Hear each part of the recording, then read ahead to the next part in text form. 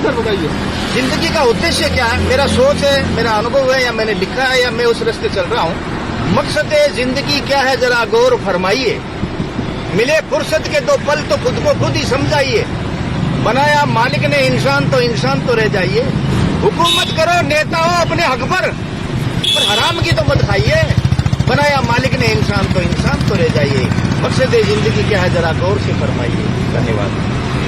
उनका बेटा गायब है, कहीं जगह पोस्टर लगे थे, लेकिन जिस प्रकार से सक्रिय हुई है, पार्टी के लिए कितना लाभकारी मानते हैं? मैं ये बता रहा हूं कि पार्टी में जैसे क्षेत्र के हिसाब से पार्टी में अलग अलग तरह के लोग हैं। जैसे कुछ की जानकारी ज्यादा है, कुछ बड़े लोग हैं, कुछ और बड़े लोग हैं। देखो मैं एमएलए हूं, इसका मतलब ये तो नहीं हो कि मैं पार्टी के अध्यक्ष या वसुंधरा जी के बरोबर हूं।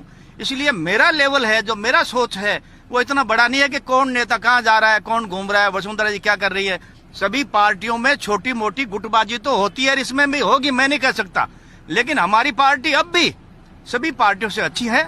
और वसुंधरा जी कहां जा रही है या दौरा कर रही है, इसका बारे में मुझे जानकारी नहीं है। सक्रियता से पार्टी कितनी मजबूत होगी? क्योंकि सक्रिय रूप से उन्होंने दौरा करा है, जनसंवाद करा है, इसलिए मैं पूछ रहा हूं कि अब वो सक्रिय, अब वो ये सक्रियता का उनका उद्देश्य क्या है? पार्टी को मजबूत करना है या अपने आप को मजबूत करना है? बड़ी बात तो ये है, ये अंदर की बात है। जैसे स्वाभिमान और घमंड, इसमें फर्क नहीं है, ज्यादा बारीक है। तो वो खुद का उद्देश्य उनका क्या है? मैं तो सोचता हूं कि अगर पार्टी का सच्चा और अच्छा कोई भी नेता अगर पार्टी के लिए काम करता है तो अच्छा है, और अपने पद की प्राप्ति के लिए अच्छा कोई कार्य कर रहा है तो वो अच्छा नहीं है, वो पार्टी के लिए फायदेमंद नहीं है। देखो ये जो विधायकों के लिए फ्लैट बन रहे हैं ना, तो हर विधायक यही चाहता है कि मैं इस फ्लैट में आऊं रहूं। अब यहाँ आना रहना मुझे नहीं लगता 2.5 साल में बन जाएगा। और दोबारा फिर किसके किस्मत में क्या लिखा है वो जनता पर और पार्टी पर निर्भर है।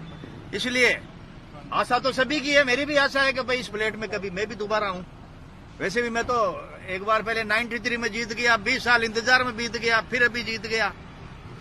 तो ये जो फ्लैट बन रहे हैं इस पर मेरा इतना ही कहना है कि अगर 2.5 साल के अंदर बन जाते हैं तो हम चाहेंगे यहाँ आना, चाहे 6 महीने के लिए आए, लेकिन संभव नहीं है।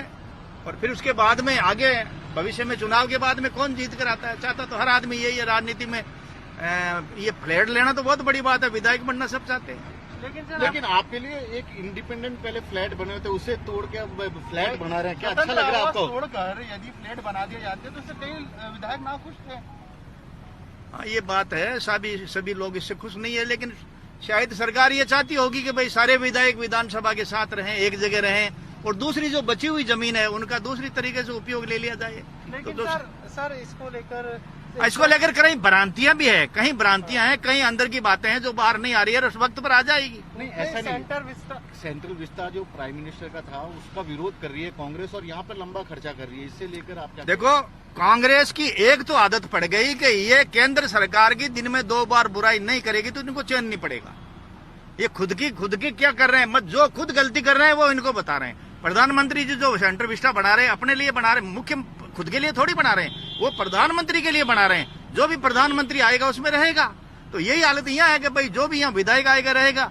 मैं फिर कह रहा हूँ, किसी भी लोकतंत्र में जब अच्छे और बुरे के आधार पर, अगर गुणदोष के आधार पर हम फर्क नहीं करेंगे तो लोकतंत्र में नुकसान होगा। कांग्रेस ने अच्छे काम भी किए जिसकी हमें प्रशंसा करनी चाहिए, और कांग्रेस ने गलत किया उसकी बुराई करनी चाहिए। लेकिन राजस्थान कांग्रेस ने तो तय कर रखा है कि केंद्र सरकार में मोदी जी कोई भी काम करे हम उसके खिलाफ बोलेंगे। ये लोकतंत्र के लिए, जनहित के लिए, राष्ट्रहित के लिए अच्छा नहीं है। पायलट साहब आप लोगों के साथ आ रहे हैं क्योंकि आपके पार्टी के राष्ट्रीय उपाध्यक्ष वो ये काफी हाई लेवल की बातें हैं मैं इसमें नहीं जानता सचमुच में। मैं अभी भी आपको ये बताऊं, सरकार का उठना गिरना पड़ना मैं उसमें विश्वास नहीं करता। मैं लोकतंत्र में विश्वास करता हूं। आप शायद मुझे ज्यादा नहीं जानते होंगे। मेरा जिंदगी का पहला उद्देश्य है भ्रष्टाचार रहित शासन हो। किसी भी योजना की, किसी भी कोई विकास की योजना जब तक भ्रष्टाचार रहित नहीं है उसकी कामयाबी का दावा करना 100% गलत है।